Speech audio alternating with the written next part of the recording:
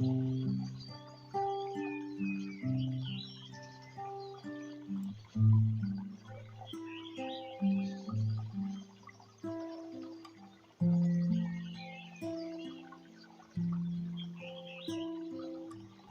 tradisional adalah bagian dari cerita masa lalu yang begitu berharga. Permainan yang dahulu hadir sederhana, namun mampu menghadirkan keceriaan dan kebahagiaan bagi anak-anak.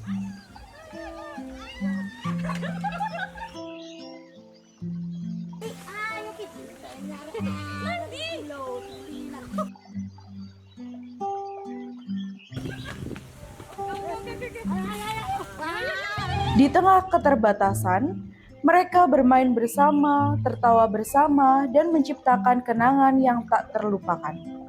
Kini, permainan itu mungkin mulai terlupakan oleh zaman. Namun, warisan tersebut tetap layak kita jaga dan lestarikan agar keceriaan anak-anak masa lalu dapat terus hidup dan dikenal oleh generasi masa kini. Ayo emang ngono iki. Enggak mau iki. Heeh. Nang tulingan. Oke, wis citok gawe ngene. Nah, iya. Ya, awakmu iki suwe ni. Lah iya apa emang nang omah. Emang ibuku. Iya, aku tadi Zara iki lho. Ibu aku. Mbak. Lah, di sini ya.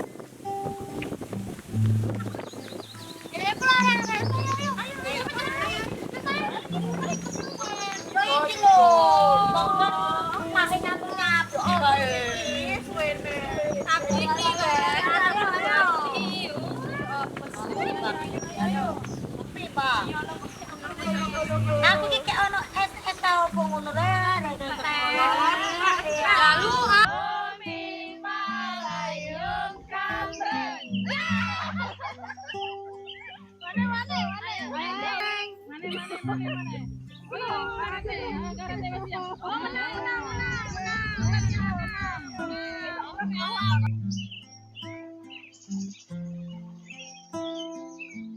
Lompat tali merupakan salah satu permainan tradisional yang telah lama dikenal oleh anak-anak di Indonesia.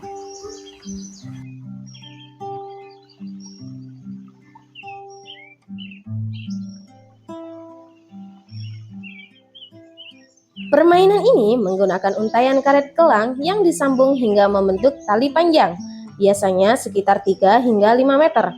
Lompat tali dapat dimainkan oleh sedikitnya 3 orang. 2 orang bertugas memegang dan menggerakkan tali, sementara pemain lainnya melompati tali secara bergantian. Menariknya, permainan ini memiliki beberapa tahapan. Ketinggian tali akan dinaikkan secara bertahap, seiring dengan kemampuan pemain dalam melompat.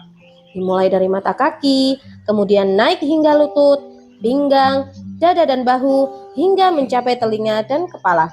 Dan yang paling tinggi adalah tahap merdeka.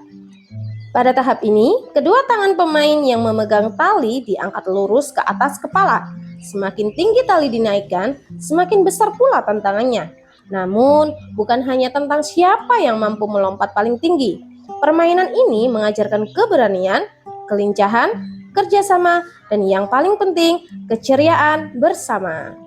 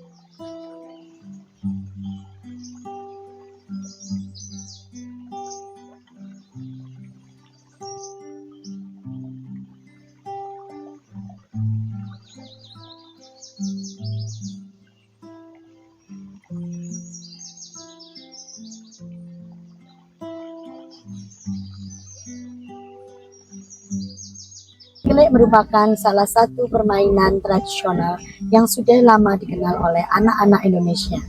Permainan ini dengan cara melompat dengan satu kaki melewati petak-petak yang sudah digambar di tanah atau jalanan. Sebagai alat bantu, pemain menggunakan gaco, yaitu pecahan genting batu pipih atau lempengan kecil yang digunakan sebagai penanda permainan. Alat dan cara bermain. Sebelum bermain, terlebih dahulu dibuat beberapa petak secara berurutan di atas tanah atau lantai. Petak-petak tersebut dapat digambar menggunakan kapur atau kayu atau kreweng, yaitu pecahan batu. Bentuknya beragam. Ada yang menyerupai susunan kotak memanjang, memiliki bagian samping seperti sayap, hingga berbentuk setengah lingkaran yang biasa disebut gunung. Setiap pemain menyiapkan gaco masing-masing. Permainan dimulai dengan melempar gaco ke petak pertama, kemudian dilanjutkan secara berurutan hingga petak terakhir. Setelah gaco dilempar, pemain melompat menggunakan satu kaki melewati petak-petak yang kosong. Pemain tidak boleh menginjak petak tempat gaco berada dan tidak boleh menginjak garis pembatas. Setelah mencapai bagian akhir, pemain kemudian berbalik dan mengambil kembali gaco untuk kembali ke titik awal.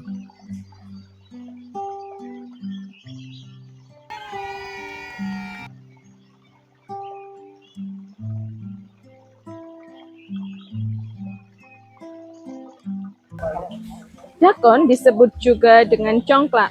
Dakon ini merupakan permainan tradisional Indonesia yang diwariskan dari generasi ke generasi.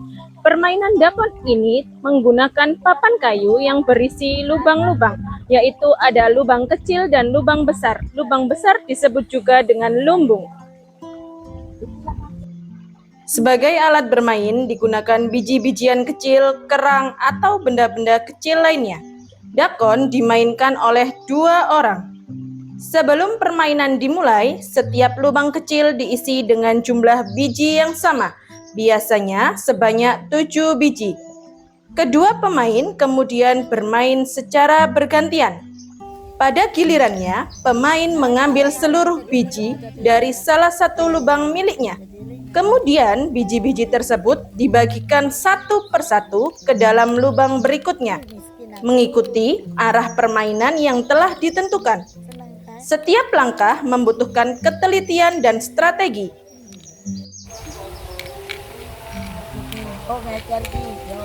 Pemain harus menentukan lubang mana yang akan dipilih agar dapat mengumpulkan biji sebanyak mungkin ke dalam lumbung miliknya.